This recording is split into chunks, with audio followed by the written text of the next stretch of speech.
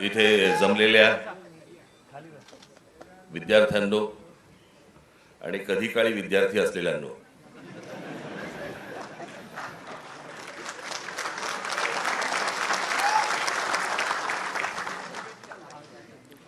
हे लाईट जरा बंद करता येतील किंवा कमी करता येतील का? हे समोरचे हे हा पण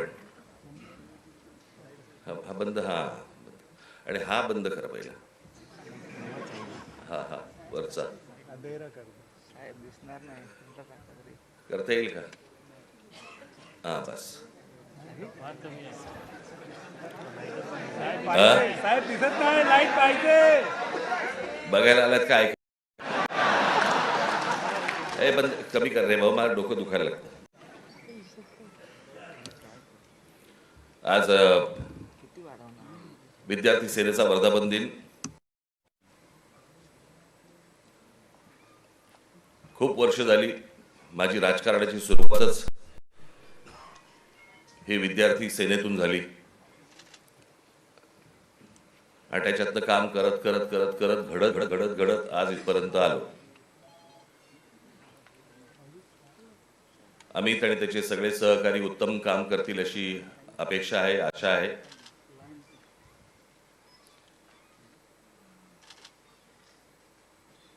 आणि या सदस्य नोंदणीला देखील भरघोस प्रतिसाद मिळेल अशी मी अपेक्षा करतो.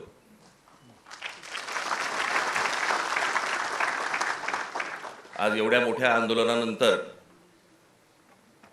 आज इतक्या लगेच विद्यार्थ्यांच्या आंदोलनानंतर लगेच इतक्या लवकर विद्यार्थी सेनेचा वर्धापन दिन आलाय.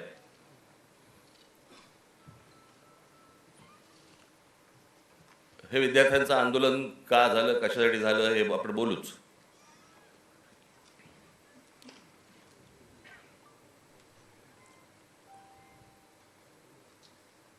परंतु मी ज्या वेळेला कामाला सुरुवात केली त्यावेळेला काळ वेगळा होता, विषय वेगळे होते, आत्ताचे विषय वेगळे आहेत. त्यावेळेचा तरुण वेगळा होता, आत्ताचा तरुण वेगळा आहे. तेव्हाचे विद्यार्थी वेगळे होते, आत्ताचे विद्यार्थी वेगळे आहेत.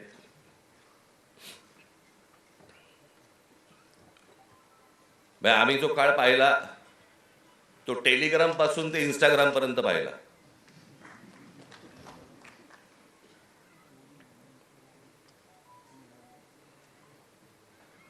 आणि आत्ताच्या ह्या सगळ्या काय जेनझी म्हणजे 97 पासून जे जन्माला आले ते 2011 पर्यंतचे, बरोबर ना? 12 पर्यंत तेच ते.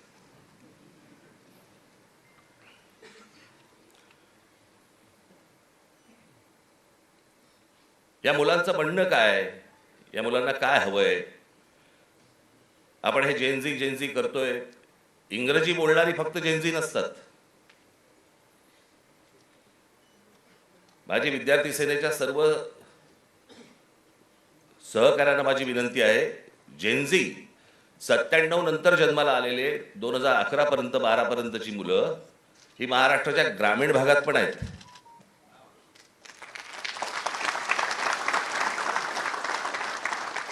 मुंबई, पुण्याचे, दिल्लीचे फक्त जेनझी नसतात किंवा नाहीत. या मुलांच्या अपेक्षा काय आहेत, आशा काय आहेत, यांना काय हवंय? मला असं वाटतं ही गोष्ट समजून घेणं गरजेचं आहे.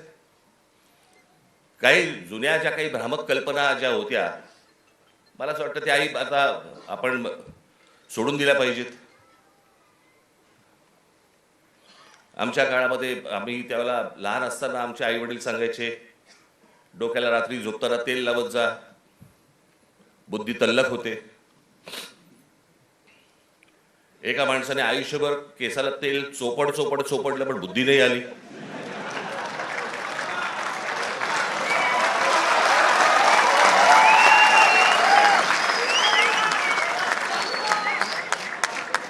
प्रत्येक केस स्वतंत्र उमेदवारासारखा उभा असतो.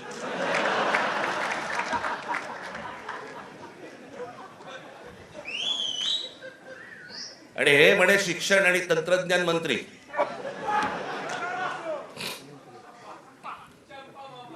काय बोलतोय आपण, काय चाललंय जग कुठे चाललंय, आपण काय बोलतो, आपण शिक्षण आणि तंत्रज्ञान त्याचा महाराष्ट्राचा मंत्री दगडावरच्या फुटप्रिंट्स, त्यांना फिंगरप्रिंट्स म्हणायच्या होत्या,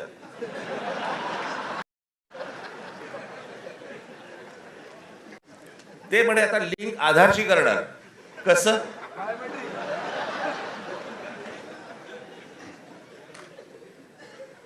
मला चंद्रकांत पाटलांच्या मेंदूवरचे मला फिंगरप्रिंट्स बघायचे.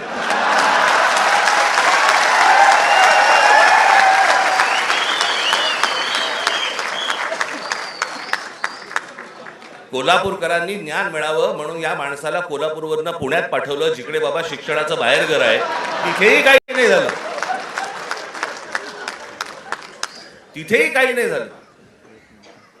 आता असे शिक्षण मंत्री म्हटल्यानंतर जेनझींचा पारा सणकणार की नाही सणकणार, चढणार की नाही चढणार, की ही अशी माणसं आमच्या नशिबी आणून तुम्ही ठेवली आहेत. आत्ताच मी एक पंतप्रधानांचं आत्ता आलेलं काहीतरी एक निवेदन आत्ता मी पाहून आलो.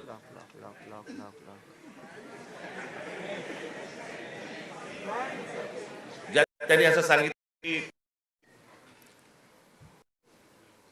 ज्या प्रकारचे व्हिडिओज आणि ज्या प्रकारची भाषा वापरली गेली ती अयोग्य आहे. मला मान्य आहे.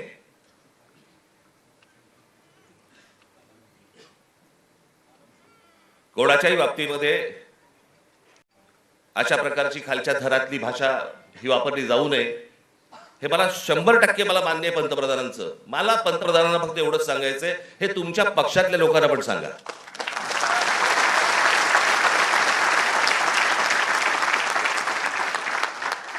महात्मा गांधींपासून जवाहरलाल नेहरूंपासून इंदिरा गांधींपासून आतापर्यंत सगळ्यांपर्यंत आमच्यापर्यंत ज्या प्रकारची तुमची ट्रोलची जी काही टीम प्रत्येक राज्यांमध्ये जी बसवलेली आहेत, लोक बसवलेली आहेत, ते कोणत्या भाषेमध्ये आणि कोणत्या गोष्टी करत असतात मी पाहत नाही. मला ज्या गोष्टी कानावरती येतात, आज अनेक कलाकार आहेत महाराष्ट्रामधले, अनेक कलाकार आहेत, ते म्हणतात बाबा बोलायलाच नको, काही लिहायलाच नको, इतक्या शिव्या पडतात, इतक्या गोष्टी होतात. ही यांचीच माणसं भरलेली आहेत. मला असं वाटतं पंतप्रधानांनी त्याही लोकांना सांगावं की त्यांनी बंद करावं म्हणून. हे गेल्या 12 वर्षातच सगळी सुरुवात झाली. भारतीय जनता पक्षाचे जी काही ट्रोलच्या टीम्स आहेत, यांनी ह्या ज्या गोष्टी सुरू केल्या, याच्यातनच हे ज्याला म्हणतो ना आपण, जे तुम्ही पेराल तेच उगवेल, तेच आलं अंगावर तुमच्या. त्याच्यात पंतप्रधानांनी सांगितलं की मला शिव्या दिल्या, माझ्या आईबद्दल बोलले. चुकीचंच आहे, हे मनापासून सांगतो मी, हे चुकीचंच आहे. पण माझी पंतप्रधानांना विनंती आहे, दुसऱ्यांनाही आया असतात.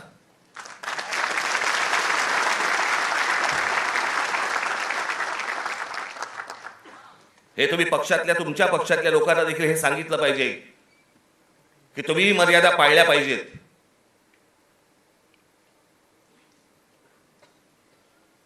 आज पंतप्रधान सांगतात की मी त्या मुलांना सगळ्यांना माफ केलं, पण इतकी 12 वर्ष तुमच्या लोकांनी जे काही केलंय त्याची माफी कोण मागणार?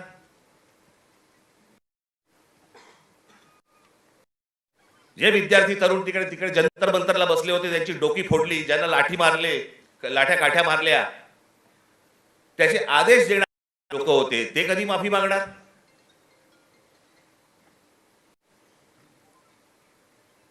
आणि मला असं वाटतं की हे मूळ हे काय झालंय, नीटची परीक्षा हे कारण आहेच,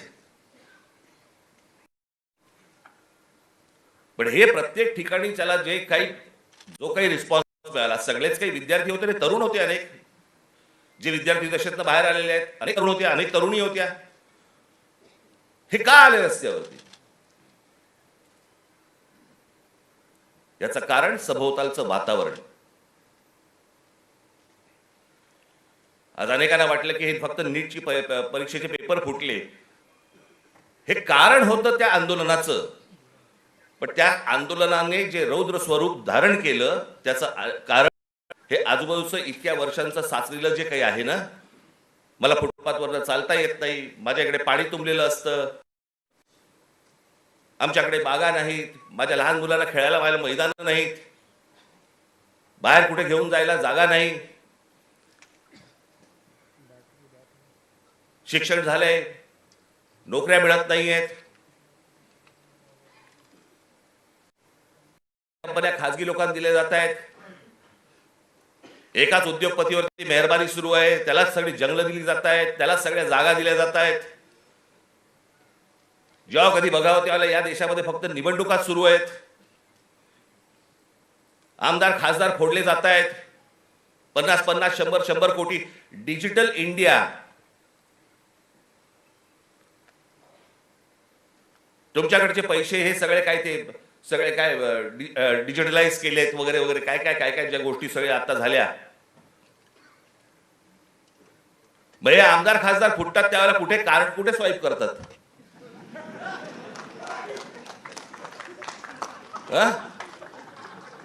उलटा उलटा कार्ड स्वाईप.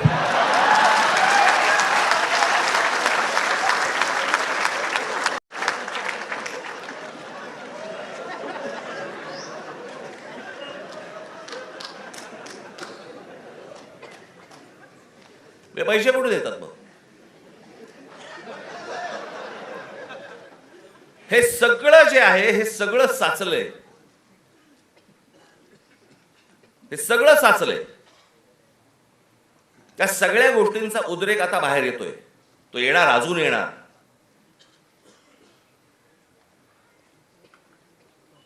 हा विषय कोणाला तरी सत्तेवरनं खाली खेचणं आणि कोणाला तरी सत्तेवरती आणणं हा एवढ्यापुरता मामूली विषय नाहीये. हा देशाचा विषय आहे.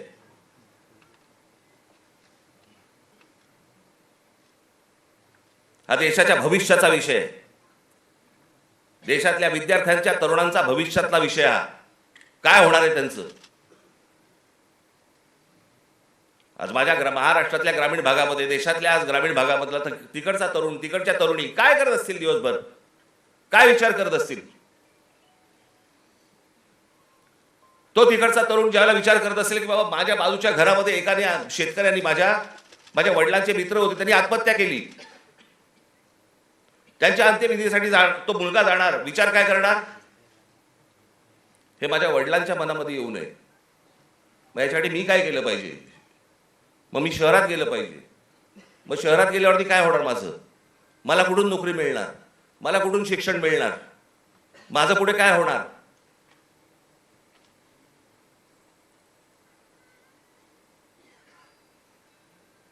आज शहरांची परिस्थिती बघा. या सरकारने येऊन सांगितलं होतं आम्ही स्मार्ट सिटी करणार. कुठे आहेत त्या स्मार्ट सिटीज? आमच्याकडे रस्ते, पूल, जे काय ब्रिजेस जे काय बांधले जात आहेत, आपण त्याला विकास म्हणतोय. आपली शहरं ही राहण्यायोग्य आहेत का? इथपासून सगळी सुरुवात आहे ना. जर शहरातल्या लोकांना राहायला जर समजा त्रास होत असेल तर महाराष्ट्रातल्या, देशातल्या ग्रामीण भागामधनं जी लोक शहरामध्ये येत आहेत, कुठे राहणार आहेत? काय होणार आहे या शहरांचं?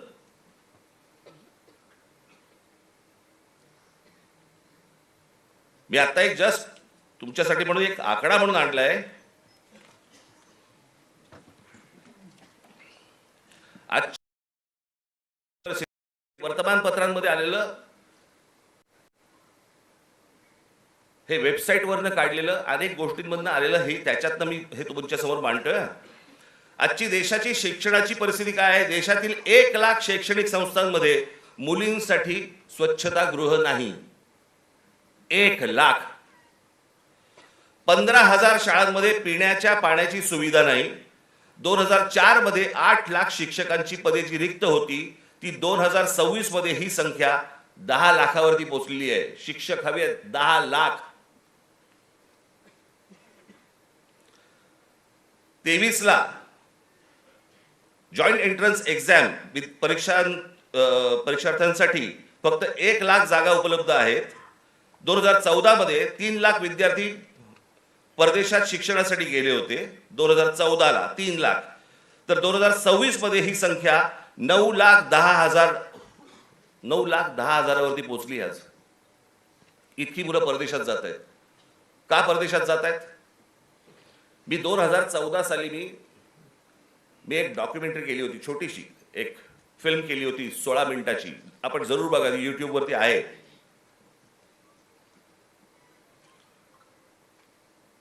आणि त्याच्यामध्ये मी म्हटलं होतं की शिक्षण इथे पण मिळू शकतं, नोकरी कदाचित इथेही मिळू शकते. ही मुलं परदेशात का जात आहेत? ही सगळी मुलं परदेशात जात आहेत याचं कारण सभोवतालचं वातावरण.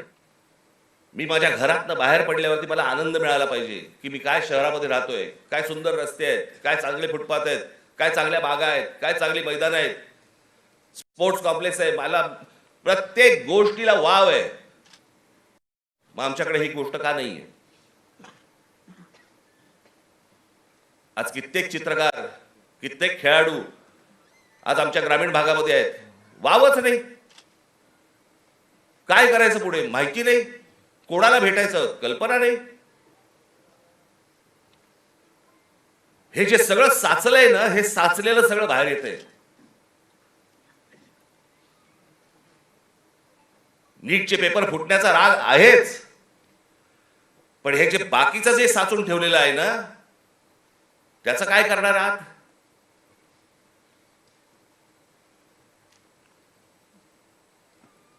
दोन 2014 मध्ये परदेशातील शिक्षणावरती भारतीयांनी, परदेशात जे गेले लोक 2014 मध्ये, त्या भारतीयांनी किती पैसे खर्च झाले त्यांनी स्वतःहून जे खर्च केले, म्हणजे ते आपल्या देशातनं जे बाहेर पैसे गेले ते किती गेले? तर ते 79,500 कोटी खर्च झाले. 79,500 कोटी. आज हा खर्च वाढून, आज 2026 मधली गोष्ट बोलतोय, किती वरती गेलाय? तर तो 5,85,000 कोटी वरती गेलाय. म्हणजे 5,85,000 कोटी हे आपल्या देशातनं आपली मुलं बाहेर शिक्षणासाठी गेले, त्यांच्या आई वडिलांनी जो खर्च केलाय तो 5,85,000 कोटी आपल्याकडनं परदेशात गेलेले आहेत. हजारो उद्योगपती, हा तर लोकसभेमधला आकडा आहे, हजारो उद्योगपती आपला सगळा बोजा बिस्तारा गुंडाळून परदेशात निघून गेले.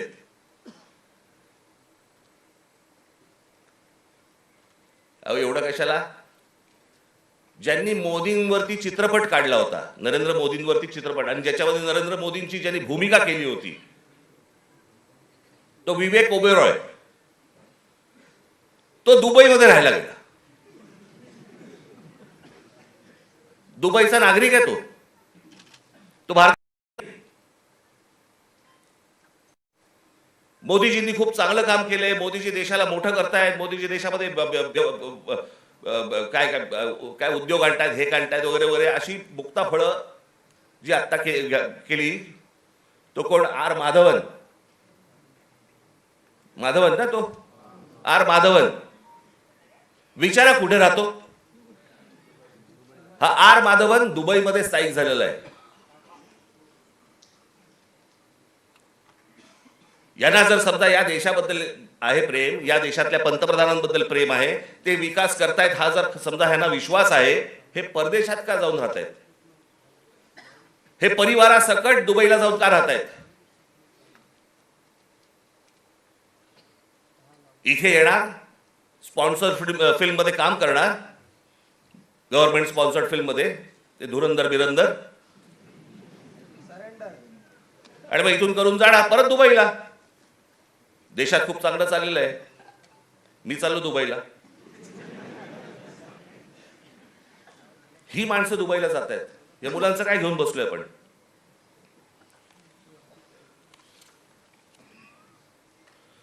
दोन 2004 मध्ये काँग्रेस सरकार ज्या वेळेला होतं त्यावेळेला शिक्षणावरती खर्च किती होता? 3.2%. आज 2026 मध्ये तो किती आहे? 2.8%. म्हणजे शिक्षणावरती जेवढा खर्च व्हायला पाहिजे, अमेरिकेमध्ये जाऊन बघा, युरोपमध्ये जाऊन बघा, शिक्षणावरती काय प्रकारचा खर्च करतायत. आज त्या मुलांना, त्या विद्यार्थ्यांना, त्या मुलांना त्यांची स्वप्न, त्यांना काय म्हणायचंय, त्यांना काय सांगायचंय, त्या प्रत्येक गोष्टींसाठी, प्रत्येक स्वप्नांसाठी त्यांच्याकडे वाट आहेत. आज पंतप्रधान सांगतायत, त्यांच्या निवेदनामध्ये बोललेत की ही विद्यार्थी हे सगळे जे आहेत हे चुकीच्या रस्त्यावरती भरकटलेले आहेत. चुकीच्या रस्त्यावरती. मी एक ओशोंचं एक वाक्य ऐकलं, मी वाचलं होतं ज्यावेळेला, मी त्यातलं एक वाक्य होतं ओशोंचं, फार छान वाक्य होतं. आणि त्याच्यामध्ये असं म्हणाले ते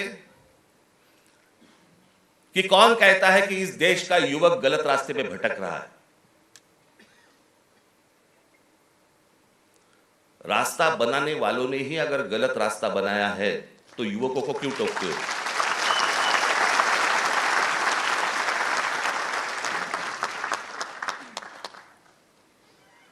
ते चुकीच्या रस्त्यावरती नाही आहेत. त्यांच्या आशा अपेक्षा महत्वाकांक्षा या सगळ्या मारल्या जात आहेत.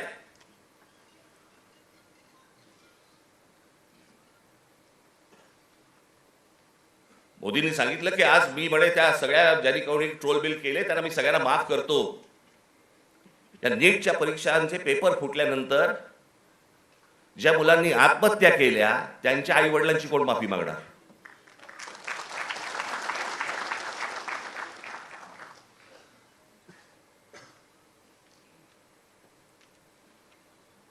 हा देश नीट समजून घेतला पाहिजे.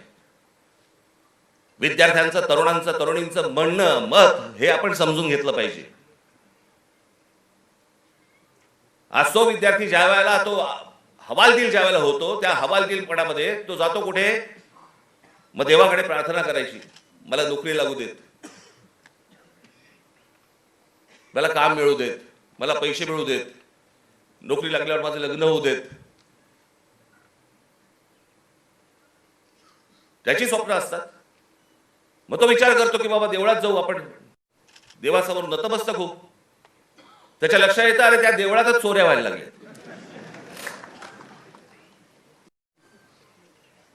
देवळात चोऱ्या. राम मंदिरासारखं इतकं भावनिक दृष्ट्या महत्वाचं असलेलं एक राम मंदिर उभं राहतं आणि त्या राम मंदिरामध्ये 1400 कोटी, आता नुसता जस्ट आकडा आलेला आहे, 1400 कोटी रुपयांची चोरी होते.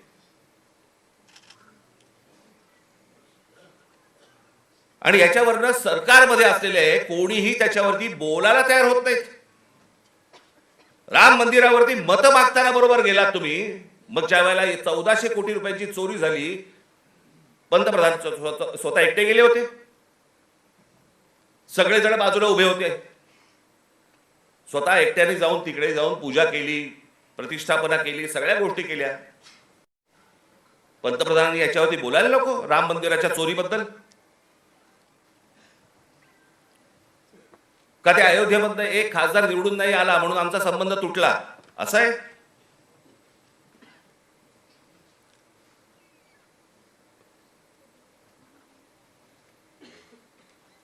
आज तो हवालदिल झालेला जो तरुण आहे तो या सगळ्या मंदिरांचा रस्ते पकडतोय.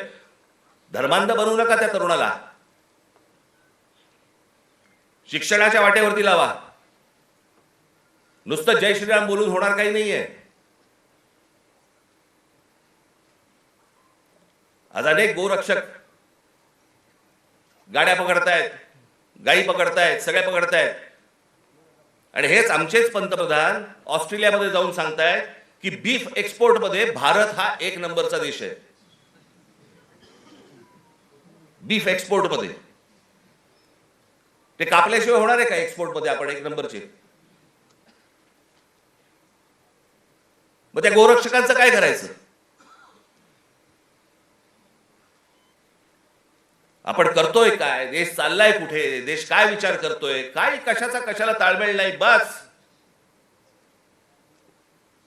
दिसली जमीन की दे अदानीला, दिसलं जंगल की दे अदानीला. आम्ही काही ह्या सगळ्या गोष्टींचे काय फक्त टीका करण्यासाठी हा विषय नाही आहे. मला असं वाटतं ही गोष्ट परिस्थिती समजून घेणं गरजेचं आहे की या देशामध्ये काय सुरू आहे आणि काय घडतंय. मी आज अजून एक गोष्ट तुमच्या समोर आणणार आहे. माझे पत्रकार बांधव इथे आलेले असतील, तुम्ही विचार करा. आपण जातो, श्रद्धेने जातो, मंदिरात जातो, आपण काही दानपेटीमध्ये टाकतो, ज्याच्यावरती या देशाच्या सगळ्या मंदिरांमध्ये लाखो कोटी रुपये जमा होतात. काय होतात त्याचं, काय होतं काय नाही माहित नाही. त्याचे ट्रस्ट असतात, त्याचे ट्रस्टी असतात सगळे. मग त्याच्यातनं आपल्याला कळतं चोऱ्या होत आहेत. आता हे प्रकरण घ्या. पत्र आहे प्रति माननीय श्री एकनाथ शिंदे साहेब, उपमुख्यमंत्री महाराष्ट्र राज्य. विषय सिद्धिविनायक मंदिर न्यास मधील दानपेटीतील चोरीबाबत वरिष्ठ पातळीवरती चौकशी करण्याबाबत जिथे आपण श्रद्धेने जातो, जिथे दानपेटीमध्ये आपल्याकडे भाविक जातात आणि पैसे टाकतात,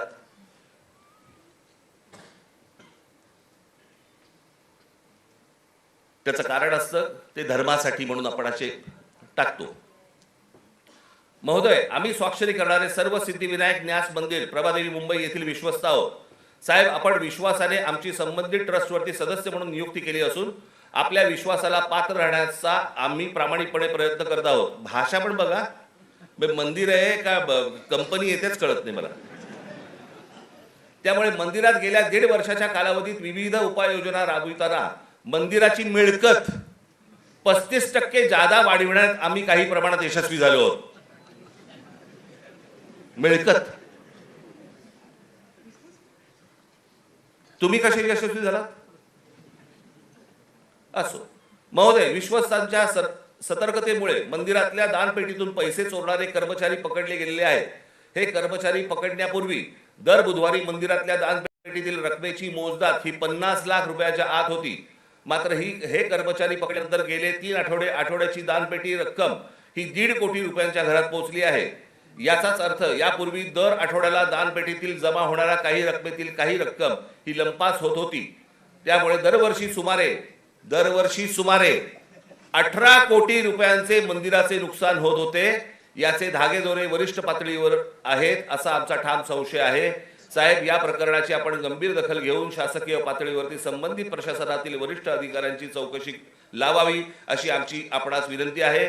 विश्वस्त मंडळ सिद्धिविनायक गणपती मंदिर न्यास प्रभादेवी मुंबई. हे सगळ्यांनी सह्या केल्या आहेत. राहुल लोंढे, भास्कर शेट्टी, महेश मुदलिया, जितेंद्र राऊत, मीना कांबळी, मनीषा तुपे, गोपाळ दळवी, सुदर्शन सांगळे हे त्यांचं पत्र आहे.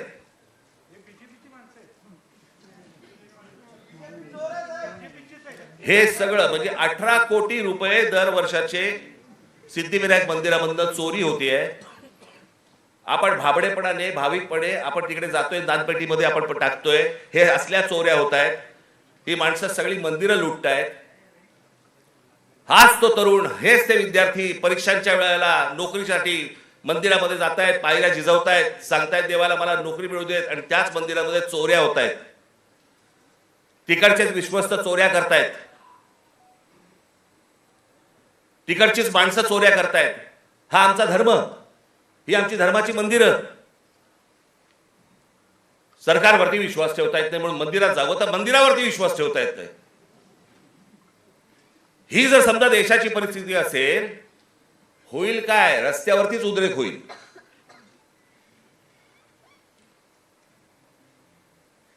राजकारण सोडून द्या बाजूला. मला असं वाटतं या सगळ्या गोष्टींचा सामूहिक देशाचा म्हणून, राज्याचा म्हणून आपण विचार करणं गरजेचं आहे सर्वांनी मिळून. निवडणुका येतील त्यावेळेला विचार करू वेगळा. पण आज काय परिस्थिती आहे? हे का झालं? कशामुळे झालं? हा उद्रेक का झाला? मला असं वाटतं ह्या गोष्टी समजून घ्यायला नको. अनेक बारीक बारीक बारीक बारीक त्याला लेयर्स आहेत, पापुत्रे आहेत. ते पापुत्रे चढत चढत चढत चढत त्याची वडी झालेली आहे. मला असं वाटतं ही गोष्ट सरकारने समजून घेणं गरजेचं आहे. आज मनातल्या तरुणांच्या, विद्यार्थ्यांच्या आशा आकांक्षा, महत्वाकांक्षा या मला असं वाटतं विद्यार्थी सेनेने समजून घेणं गरजेचं आहे. नोंदणी होत राहील, पण त्यांची ते काय विचार करतायत मला असं वाटतं हे पाहणं गरजेचं आहे. याच्यामध्ये जर बदल झाला नाही, मी हीच गोष्ट एकदा मागे जेव्हा नीटचा पेपर फुटला होता 2016 साली, तेव्हा मी पंतप्रधानांना फोन केला होता आणि त्यांना मी सांगितलं होतं की म्हटलं हे तुम्ही स्वतः ह्याच्यामध्ये जातीने लक्ष घाला या प्रकरणामध्ये. म्हटलं आज म्हटलं देशातले शेतकरी आत्महत्या करतायत, हे मी 2016ला सांगितलं होतं. म्हटलं उद्या हे विद्यार्थी आत्महत्या करतील, आणि आज तेच घडलं. 21 विद्यार्थ्यांनी आत्महत्या केली.